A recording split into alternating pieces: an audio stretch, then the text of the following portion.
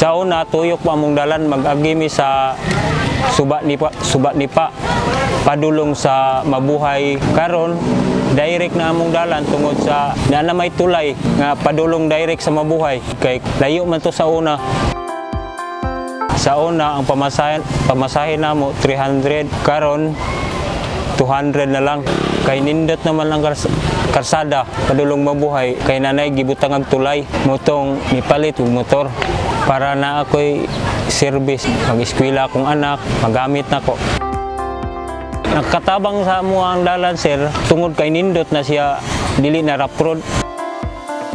Pagbiyahe na mo kung naami mga karga nga mga saging, kamuti, baligyan na mo diri sa mabuhay, dili na malata ang among produkto tungod kay nindot naman ang karsada pagpadulong diri sa mabuhay.